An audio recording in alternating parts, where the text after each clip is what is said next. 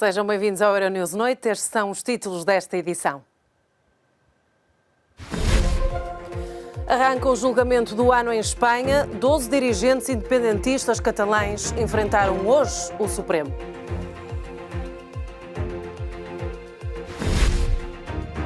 Líder da oposição, Juan Guaidó, admite que a ajuda humanitária já está na Venezuela.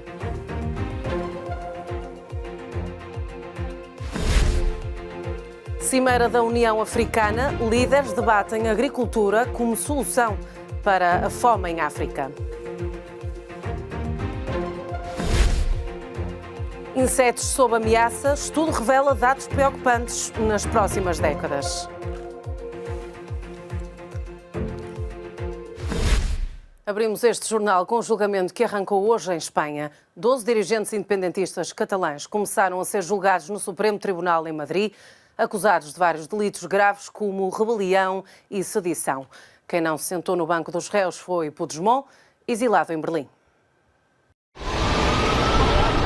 Arrancou o julgamento mais esperado em Espanha. O processo independentista catalão começou esta terça-feira a ser julgado no Supremo Tribunal, com 12 dirigentes acusados de estarem envolvidos na tentativa de secessão da Catalunha em outubro de 2017.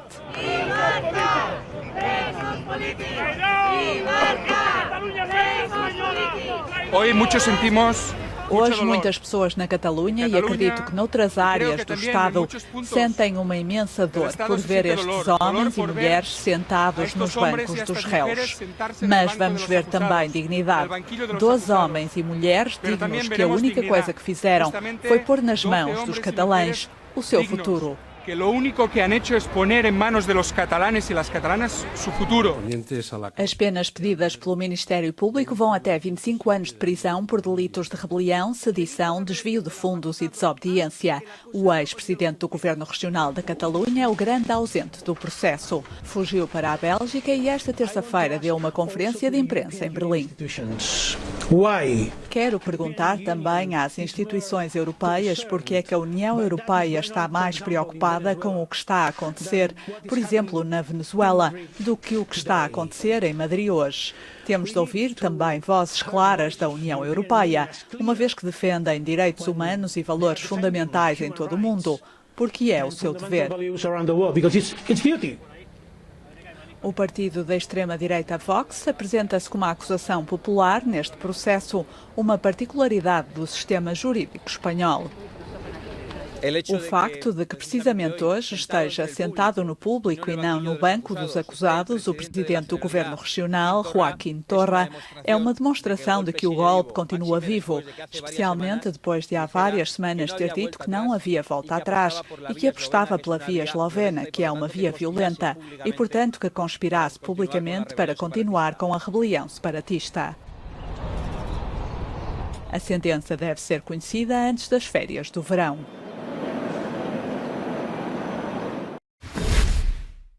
Em Bruxelas, as reações ao julgamento do ano não tardaram a chegar, tanto dentro do Parlamento Europeu como fora. Uma centena de manifestantes reuniu-se esta terça-feira frente às instituições europeias em Bruxelas para mostrar solidariedade para com os políticos catalães e ativistas que estão a ser julgados em Madrid. Entre eles estavam 3 conselheiros que fugiram para Bruxelas com Carles Puigdemont.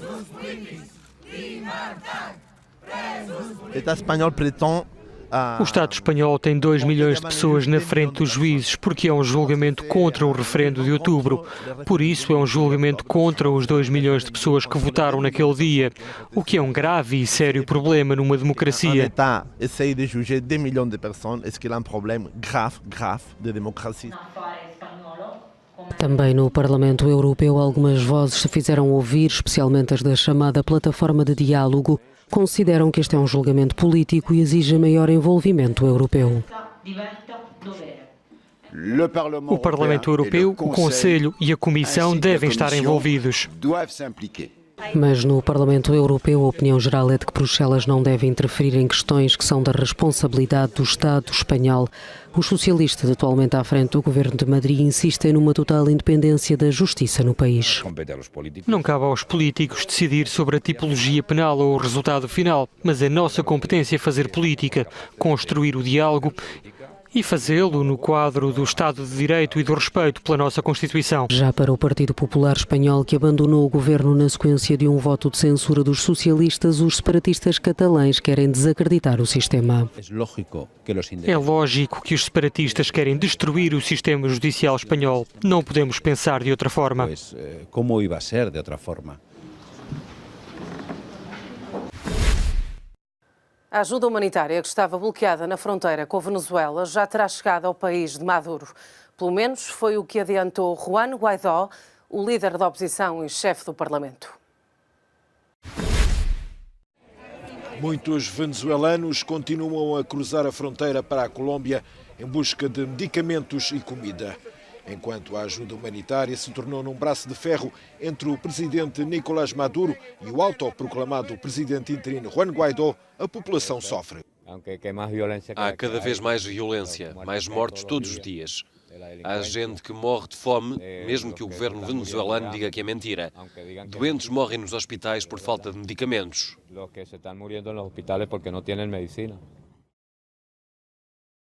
Entretanto, Juan Guaidó afirmou que um primeiro carregamento de ajuda humanitária, até agora bloqueada na fronteira sob as ordens de Maduro, já teria chegado à capital venezuelana sem esclarecer a sua origem.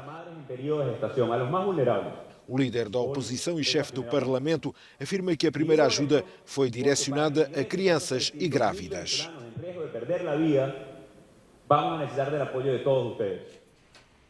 Enquanto isso, o enviado de Juan Guaidó para representar o país na Organização dos Estados Americanos pediu ajuda. Precisamos de novas eleições, de um novo processo eleitoral e de um especialmente seja feito sem fraudes e sem pressões, sem comprar votos usando a fome do povo para fazê-los votar de uma forma ou de outra.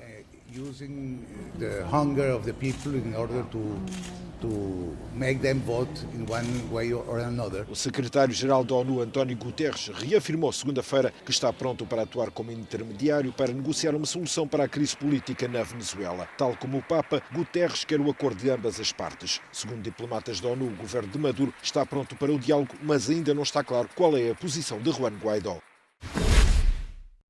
Pouco a pouco, o Flamengo tenta voltar à normalidade depois do incêndio que provocou 10 mortos no centro de treinos. As autoridades brasileiras já passaram as instalações do clube brasileiro a pente fino e prometem agir em conformidade.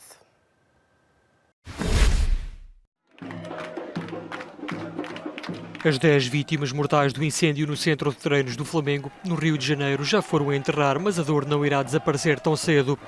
O clube brasileiro irá manter o luto até final de 2019 e homenagear os jovens atletas que perderam a vida durante o derby de quinta-feira frente ao Fluminense, usando os seus nomes nas camisolas e lançando 60 mil balões brancos. A tragédia chamou a atenção para as condições de segurança nos centros de treino nacionais e esta terça-feira o Ninho do Urubu foi alvo de uma vistoria. A possibilidade de interdição das instalações não está descartada. No entanto, nem tudo são más notícias no mundo rubro-negro. Cauã Emanuel, de 14 anos, e um dos 3 feridos no incêndio, já teve alta hospitalar.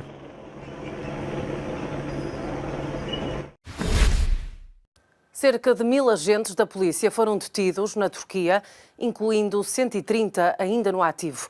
São acusados de ligações à tentativa de golpe de Estado de 2016. Uma das maiores varridelas de sempre nas forças de segurança da Turquia. A justiça do país ordenou a prisão de 1112 agentes da polícia, incluindo 130 no ativo, acusados de ligações à rede do clérigo Fethullah Gülen e à tentativa de golpe de Estado de 2016. A operação centrou-se na capital, Ankara, mas espalhou-se por 76 províncias. Gülen é um opositor de Erdogan, de quem foi aliado até 2013. É acusado de terrorismo por parte de Ankara e vive exilado nos Estados Unidos. No último mês foram detidas cerca de 3 mil pessoas por alegada ligação à tentativa de golpe. Durante a Cimeira da União Africana, o nosso enviado especial, Michel Santos, entrevistou a Comissária para a Economia Rural e Agricultura. Josefa Sacco admite que o segredo para o combate à fome e à pobreza em África está no desenvolvimento agrícola. Em cerca de 30 anos, a África deverá ser o continente com mais pessoas no mundo. O elevado crescimento demográfico obriga os países a buscar soluções para responder à procura de alimentos.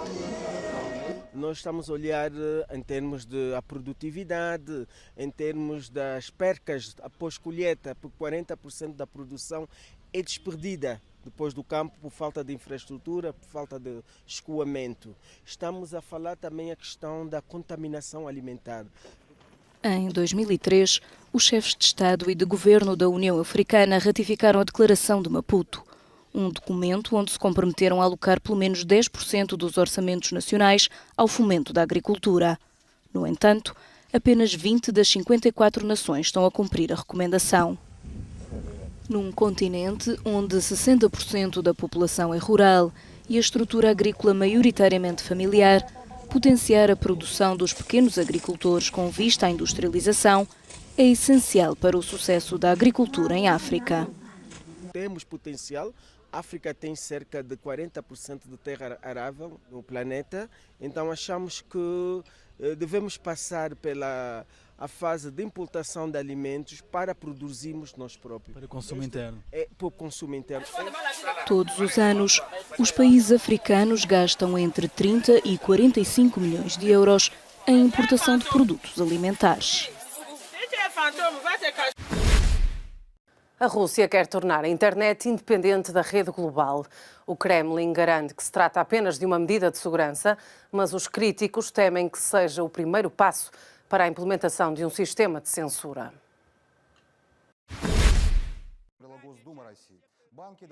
O Parlamento russo aprovou um projeto de lei que prevê que o país se desligue da internet global para testar a sua defesa cibernética. O objetivo passa por garantir que os servidores nacionais continuam operacionais, mesmo com a Rússia isolada da rede mundial.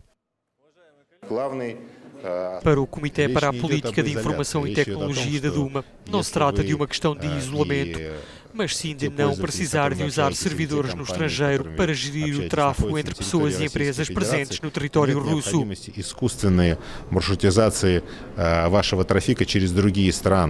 O projeto permite à Rússia desligar-se da rede mundial em caso de ameaça, mas dá ao Kremlin um controlo absoluto sobre as comunicações internas. Os críticos apontam o dedo a um projeto que dá ao Estado o poder para supervisionar todas as mensagens dos cidadãos e ainda o poder para usar essa informação por motivos operacionais, sem que as operadoras de telecomunicação tenham o direito de dizer se essa informação foi verificada ou não.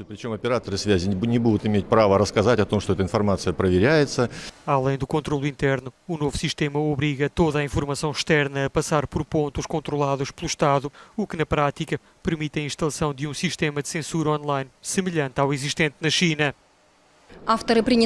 Os autores deste projeto de lei, aprovado na generalidade, recusam as comparações com a censura chinesa na internet. Mas os críticos argumentam que não pode ser dada nenhuma garantia a este respeito.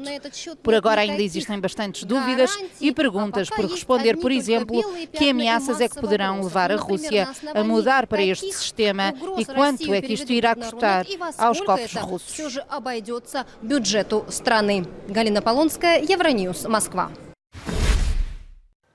Um estudo revelou que cerca de 40% das espécies de insetos estão ameaçadas de extinção. Os cientistas deixam o alerta e falam em consequências catastróficas.